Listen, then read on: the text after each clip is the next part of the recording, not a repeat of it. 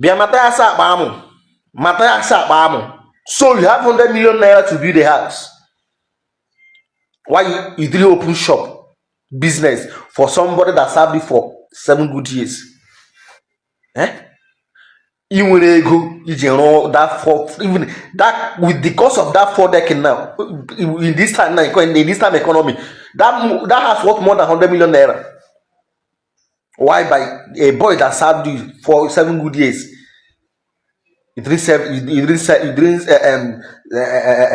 settle him or open a shop for him, and you have the impetus, the F1 the audacity, the temerity, the F1 the gravity to come online and be soliciting for help for that boy. Aren't you ashamed of yourself? Mathias, you should be ashamed of yourself. Let me not be yourself what I'm even thinking. Because you can't just, after posting a house 2 days, and you start bringing someone that served for 7 years, for people, for the public to contribute. I'm not saying anybody should complete and contribute to extra troll the boy. But I'm also surprised that Mathias didn't even put that boy particular account. I know you run a registered NGO account.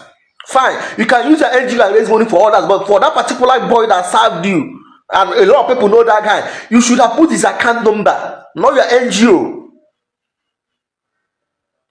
And if you don't want to put his account, then Mathias settled him now. I thought you, Diego, those 30 million you will give to any person that will come and perform miracle. Those 1 plot of land, shop, really, no, money won't. You give somebody a shop in this place, Mbuka or more, you get your if anyone that perform miracle. Why don't you use half of the money and settle a boy that served this for 7 years? Imagine someone that served him for 7 years.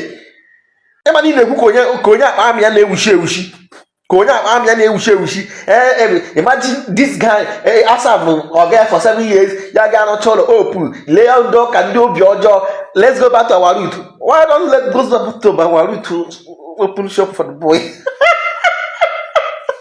I don't mind me, but if people actually want to have that boy is a good guy, yes, no doubt about that. The guy deserves that, but don't at all because Mathias is no longer okay again. Mathias says that he's no longer okay again. That guy is a good guy, but Mathias, how can you? Does it mean that I don't even understand whether maybe you want to get the money used and build the house back? I don't understand, because how can someone that served for 7 years and you have money to open shop, open house more to 7 almost 100 million naira? You want to get the pay shop, get put online and say the same dog can castigate. Bro, it is sure no way here now. Oh yeah, they go here now. Go was there to move.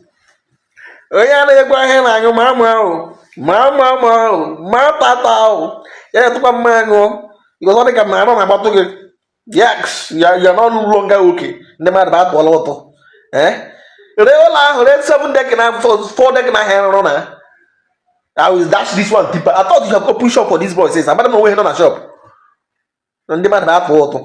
I thought you are rich now. I will go be a give Brianishi. I will go be Mehana. You get Brianishi. I have to go the best. Or in fact, people these for them become rich sense. Oh, I can't be an army to go biaka.